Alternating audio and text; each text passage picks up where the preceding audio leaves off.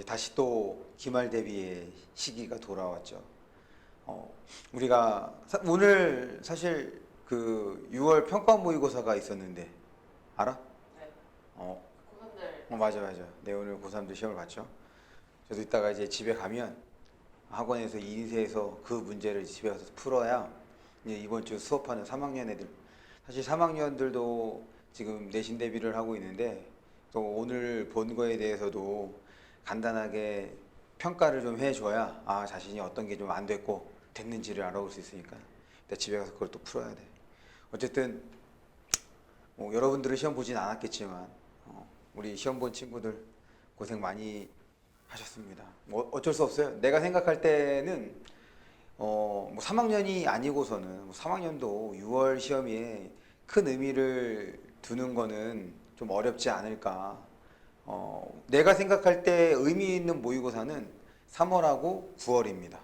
왜 그러냐면 3월은 겨울방학 동안에 우리가 준비했던 것들을 뭐 이제 확인해 보는 시간이 될 수 있고, 마찬가지 9월도 우리가 여름방학 때 준비했던 것들을 좀 확인해 볼 수 있는, 반대로 얘기하면 6월과 11월 시험은 이게 중간고사와 기말고사 사이에 껴있기 때문에 여러분들이 이제 내신을 치르면서 경험을 해서 잘 알겠지만 한번 내신을 치르고 나면 리셋이 되잖아.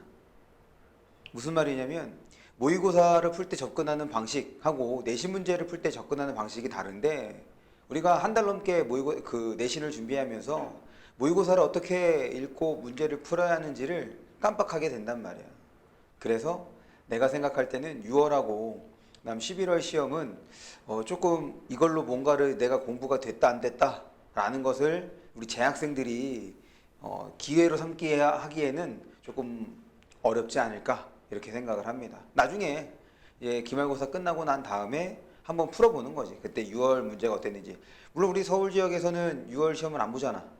그런데 경기도도 물론 안 봅니다. 근데 인천은 보거든. 다른 지역에서는.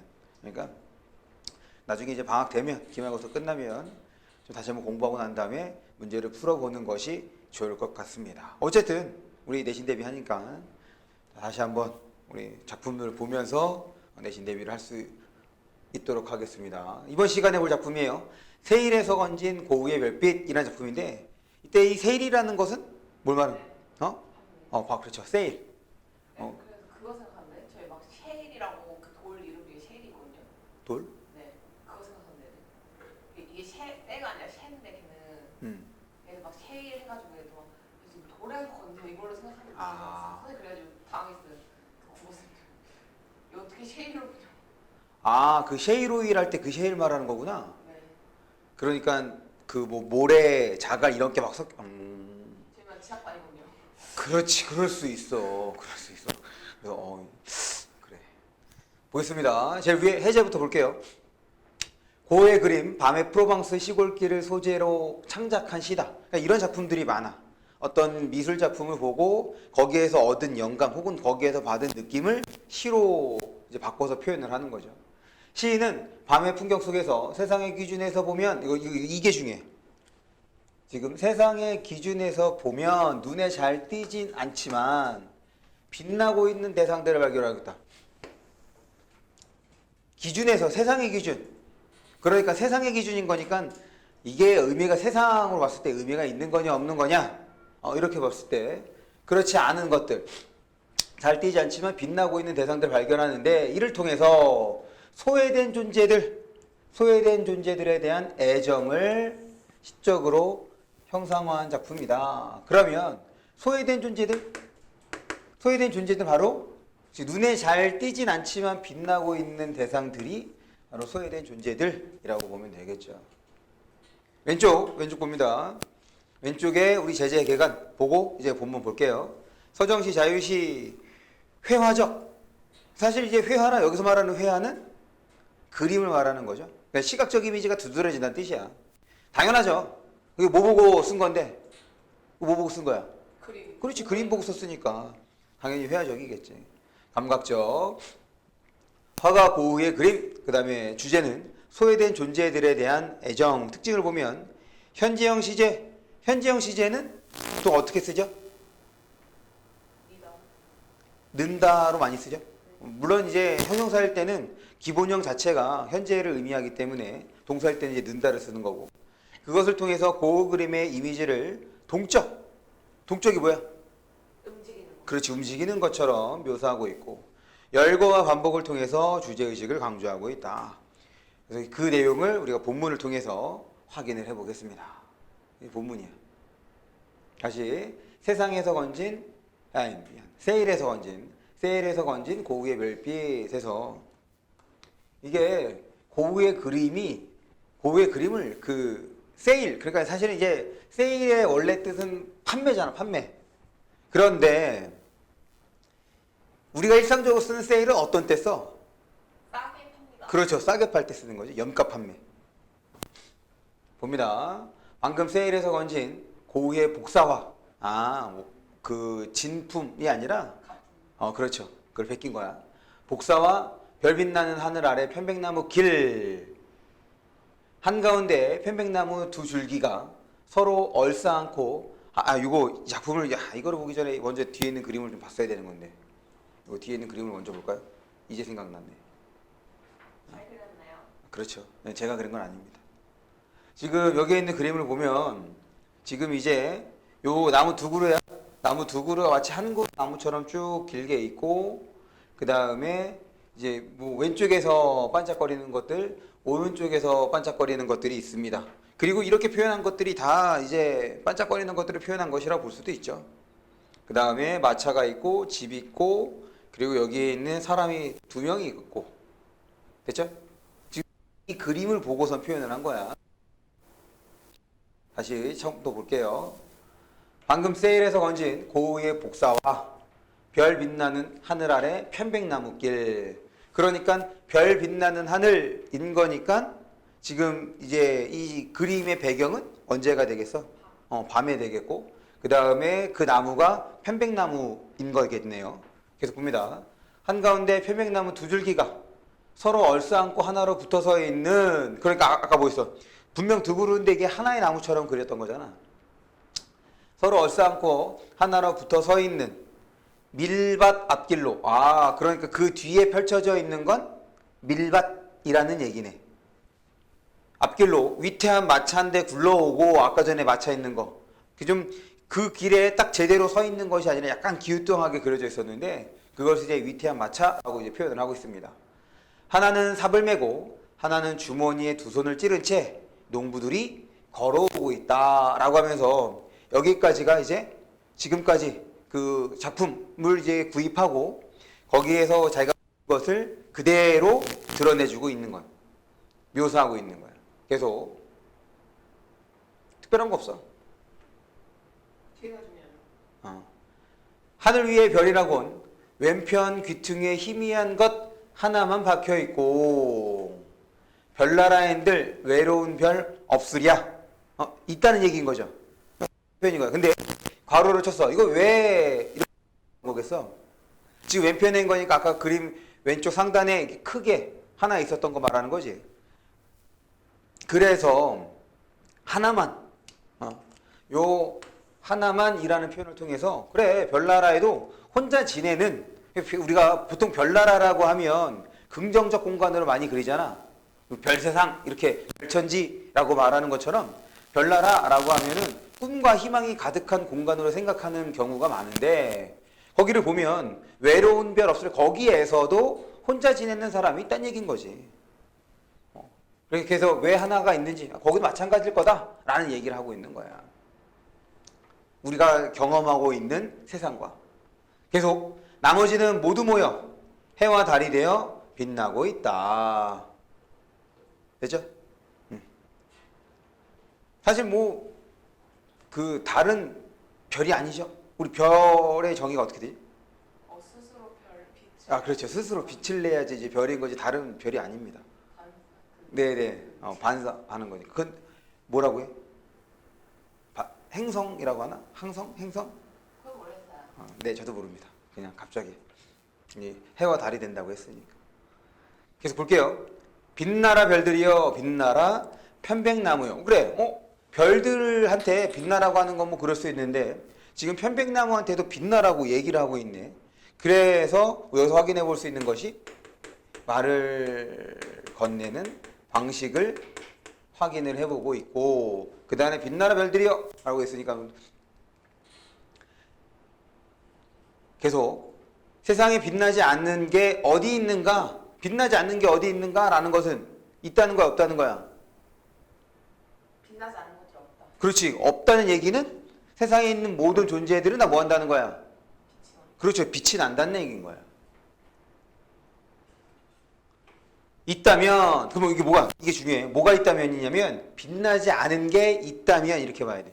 빛나지 않은 게 있다면, 고흐가 채 다녀가지 않았을 뿐. 그럼 뭐야? 고흐가 그림을, 지금 여기에서도 이것들이, 지금 고흐가 그림 그린 대상들이 화자는 무슨 생각을 빛나고 있다고 생각을 하는 거잖아. 그런데 빛나지 않은 것이 있다면, 고흐가 채 다녀가지 않았을 뿐. 즉, 고흐가 그리지 않았기 때문에 그렇게 묘사가 안 된 것 뿐이지, 다 어떤다? 다 어떻다?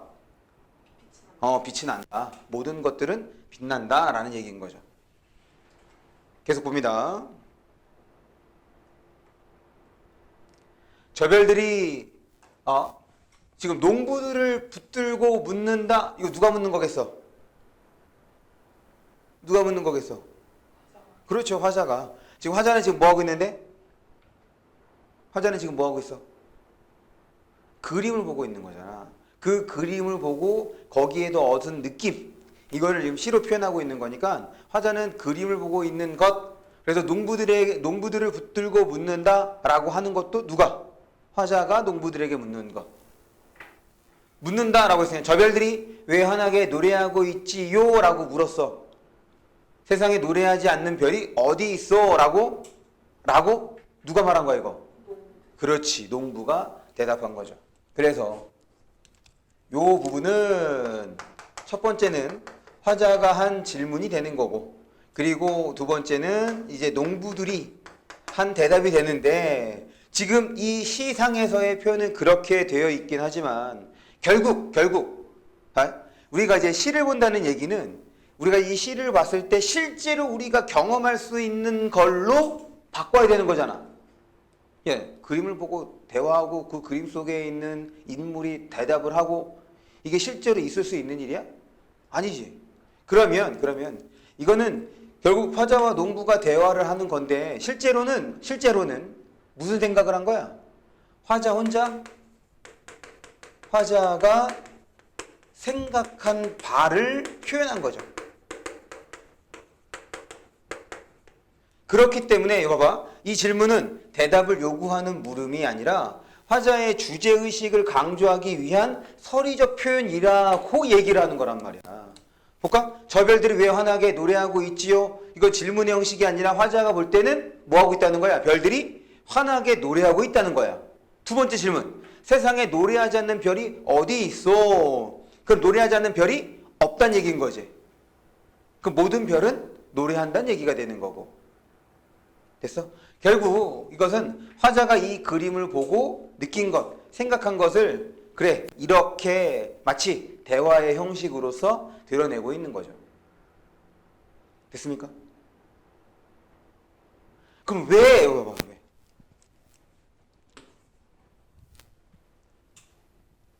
왜 빛나고 있는 걸까? 왜 환하게 노래하고 있는 걸까? 그리고 노래하지 않는 별이 어디 있어? 라고 했으니 결국 요 두 표현에서의 공통점은 별은 노래한다가 되는 거죠. 그럼 왜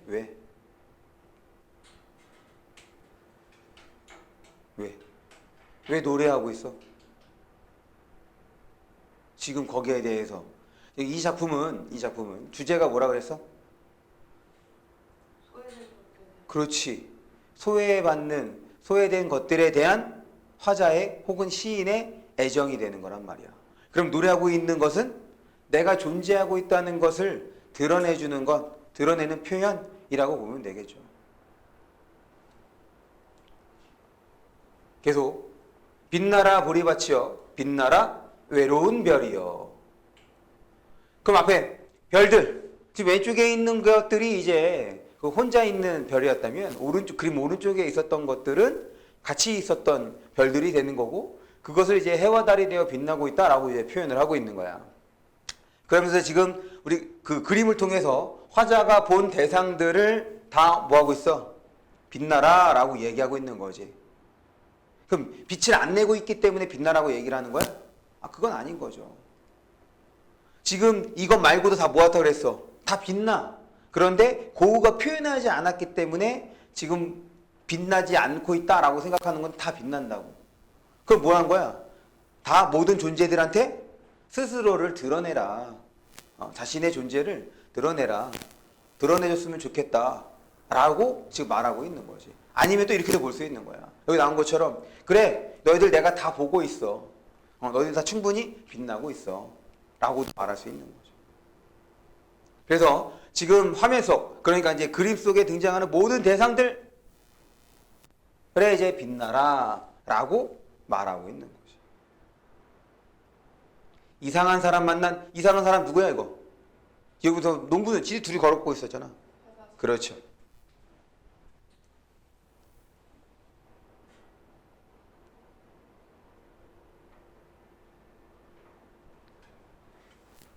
됐습니까? 넘어갈게요. 끝이에요? 네. 되게 짧지? 되게 긴 줄 알았는데. 다음 페이지 우리 왼쪽 하단을 봅니다. 이 시의 내용 구조. 시상의 시작. 세라요파는 고유의 복사화를 구매했고 그리고 복사에 등장하는 대상들을 묘사하고 그 대상들을 통해서 뭐라고 생각하는 거야? 뭐라고 생각하는 거야? 다 빛나고 있는 거다 라고 생각을 하고 있는 거죠. 세상의 모든 존재는 빛이 난다 라는 것.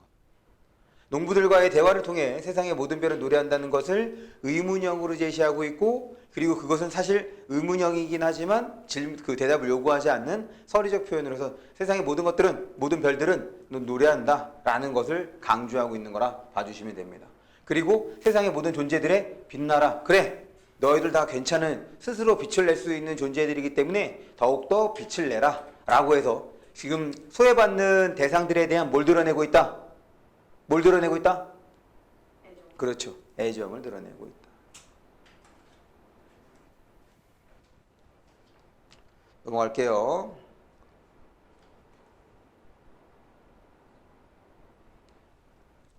지금 여기 밑에 있는 이 시에 나타난 그림 묘사는 지금 이제 이 앞에서 묘사 앞부분에서 묘사하고 있었던 거잖아. 시 앞부분에서. 그것을 통해서 그림을 보지 않더라도 어느 정도 그림의 구도 혹은 윤곽을 떠올릴 수 있다라는 얘기인 겁니다. 지금 밑에 시와의 상징적 의미 여기만 좀 볼게요. 별들, 편백나무, 보리밭, 외로운 별, 농부들은 모두 고흐의 그림에 등장하는 로고, 시인이 빛나라 라고 말하고 있는 대상이다. 이들의 상징적 의미는 그 외로운 별에서 힌트를 얻을 수 있는데 이 별은 희미한 것이다. 이들은 그러니까 지금 여기에 있는 거 얘네들은 소박한 것들로 세상의 기준에서 보면 눈에 잘 띄지 않는 것들이다. 시인은 이 대상들에게 빛나라고 말함으로써 세상에서 주목받지 못하는 대상들의 아름다움과 가치를 역설한다고 할 수 있다. 그러니까 힘이 있게 주장한다. 이렇게. 됐습니까? 그러니까 이제 스스로 빛을 낼 수 있는 존재다. 너희들은 그만큼 사실 사람이란 게 그렇잖아. 내가 다른 사람들로부터 관심 밖에 있어. 그럼 어떤 생각이 들어? 아, 나 뭐하러 살지? 나 왜 살고 있지? 이런 생각이 든단 말이야. 그런 사람들에게 야 괜찮아. 너도 지금 빛나고 있어. 너도 충분히 더 빛을 낼 수 있는 존재야. 라고 말하는 것 이렇게 볼 수 있겠습니다. 뒤에 이제 학습활동을 보는데 학습활동은 그냥 넘어가면 될 것 같아요. 지금 1번, 2번, 네.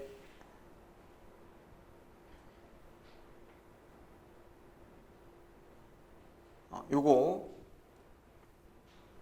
3번만 좀 볼게요. 이제 의미야. 아까 우리가 확인했던 서리적 표현의 의미입니다. 지금 이제 자신이 말하고자 하는 바를 강조하기 위해 서리적 표현을 자신이 말하고자 하는 바를 강조하기. 그럼 말하고자 하는 바가 뭐냐면 여기 봅니다. 두 번째 줄 끝이야. 이 메시지의 핵심은 별들이 노래한다는 것이다. 노래란 곡절을 붙여 부르는 소리나 말로 노래를 부르는 이의 사상과 감정이 그 안에 녹아 있다. 그러니까 별들이 노래한다는 얘기는 거기에 지금 그 세상에서 좀 주목받지 못한 사람들의 뭐가 있다는 거야? 사상과 감정이 담겨 있다. 이런 얘기인 거죠. 그래서 시인은 이 식구를 통해 세상의 모든 존재들이 저마다의 사상과 감정을 지닌 세상의 모든 존재들이 저마다의 감정을 지닌 고유한 개체임을 강조하고 있는 것. 다 뭐라는 거야? 다 소중하다는 거야. 다 소중하고 중요하고 의미 있다. 가치가 있다. 라고 말하고 있는 것이다. 그것을 서리적 표현을 통해서 뭐한다? 강조한다.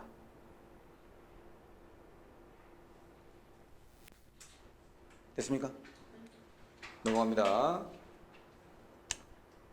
여기에 이제 또 그 그림 두 편이 있는데 이거는 충분히 그러니까 지난번 우리 중간고사가 그렇게 편이 아니었죠. 그래서 이번 기말고사 때는 만약에 이제 외부 지문도 충분히 나올 수 있는 게 지금 이제 감자 먹는 사람들이랑 박수근의 그림을 소재로 해서 방금 이 작품처럼 고우의 그림을 소재로 시를 쓴 것처럼 이 두 작품에 대해서도 예를 통해서 시를 쓴 작품들이 있습니다. 그래서 그런 것들 우리가 이제 문제 풀 때 아마 보게 될 텐데 그런 것들에 대해서도 좀 준비를 해 두는 것이 필요하지 않을까. 그럼 감자 먹는 사람들은 이게 어떤 내용인 거냐면 저녁에 먹을 게 없어. 그래서 거기에서 이제 감자 먹고 있는 거야. 그러니까 힘겨운 삶을 살고 있는 사람들의 모습을 보여주는 작품. 마찬가지.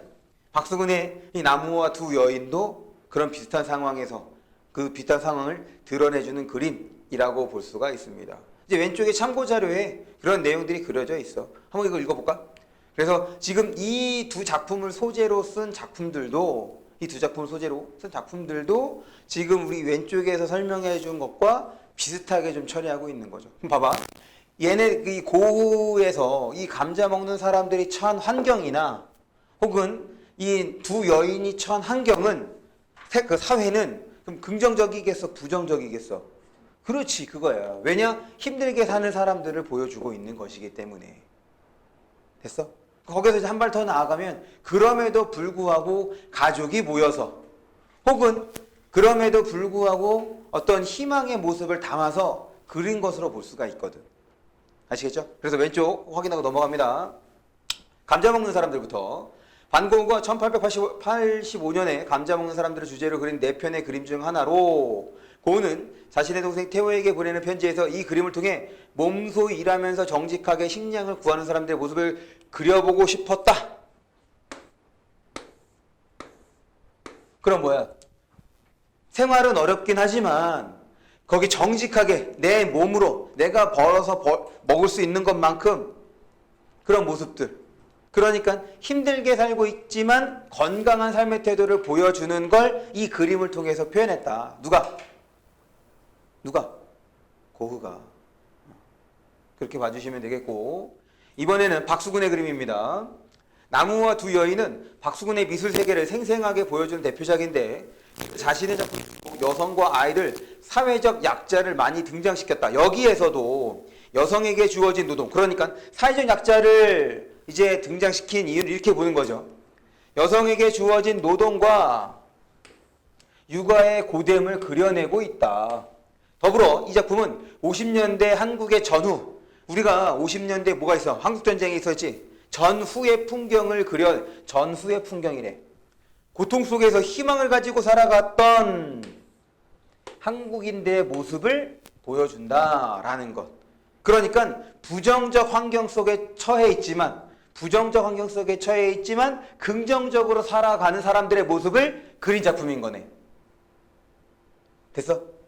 다시 지금 이 두 작품 모두 부정적 환경에 처해 있지만 긍정적인 태도로 삶을 살아가는 사람들의 모습을 담아낸 거다. 이렇게 봐주시면 되겠네요. 넘어갑니다.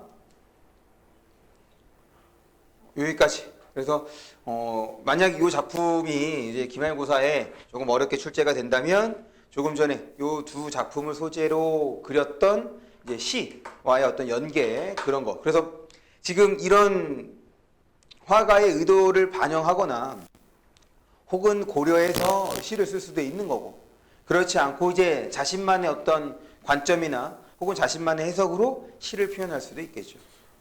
이건 이제 문제를 통해서 좀 확인을 해보는 걸로 하겠습니다. 여기까지.